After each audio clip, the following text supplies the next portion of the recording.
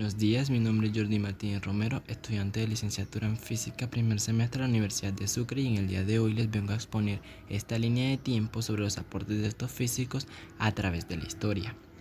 Empecé con Aristóteles, entre los años 384 y 322 a.C. Aristóteles nos enseñó que los elementos a partir de los cuales se formó la Tierra fueron distintos de los que formaron el cielo y el espacio sideral. Sigue Pitágoras, entre los años 579 y 475 a.C. Él nos enseñó el famoso teorema de Pitágoras. La armonía de las esferas o la afinación pitagórica son algunas de sus formulaciones más destacadas. Sigo con Tales de Mileto, entre los años 623 y 540 a.C. Él nos enseñó el teorema de Tales, el cual permite hacer cálculos de altura a partir de las sombras que estos proyectan y que es muy útil en la física.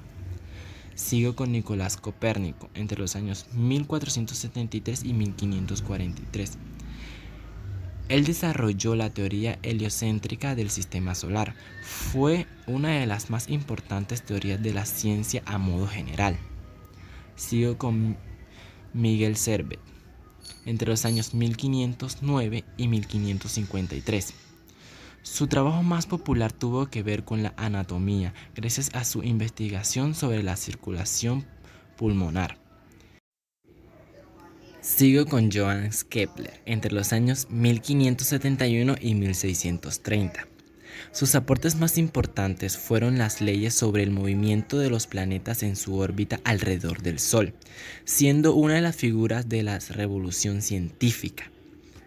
Seguimos con Galileo Galilei, entre los años 1596 y 1650. Sus logros incluyen la mejora del telescopio, gran variedad de observaciones astronómicas, la primera ley del movimiento y un apoyo determinante a la revolución de Copérnico. Sigo con René Descartes, entre los años 1623 y 1662. Fue el creador del sistema de coordenadas cartesianas, que son usados para definir la posición de un punto por su distinción perpendicular a un eje de dos planos como mínimo. Sigue Blaise Pascal, entre los años 1623 y 1662.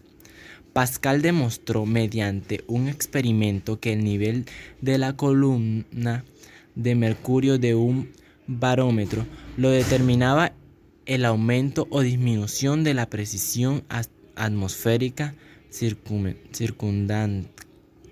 ¡Puta, ya sé! Sigo con Johannes Kepler, entre los años 1571 y 1630. Sus aportes más importantes fueron las leyes sobre el movimiento de los planetas en su órbita alrededor del Sol, siendo una de las figuras de la revolución científica.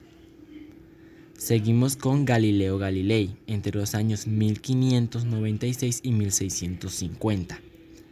Sus logros incluyen la mejora del telescopio, gran variedad de observaciones astronómicas, la primera ley del movimiento y un apoyo determinante a la revolución de Copérnico. Seguimos con René Descartes, entre 1623 y 1662. Fue el creador del sistema de coordenadas cartesianas, que son usadas para definir la posición de un punto por su distancia perpendicular a un eje de dos planos como mínimo. Seguimos con Blaise Pascal, entre los años 1623 y 1662. Pascal demostró mediante un experimento que el nivel de la columna de mercurio de un barómetro lo determinaba al aumentar o disminución de la presión atmosférica circundante. Seguimos con Robert Boyle, entre los años 1623 y 1691. Miembro fundador de la Royal Society de Londres. Su mayor aporte a la ciencia fue la ley de Boyle y su estudio sobre la propagación del sonido en el vacío. Seguimos con Robert Hooke, entre los años 1600 1735 y 1703. Fue un científico experimental en medicina, biología, cronometría o física. Fue uno de los creadores de la ilustre Royal City de Londres.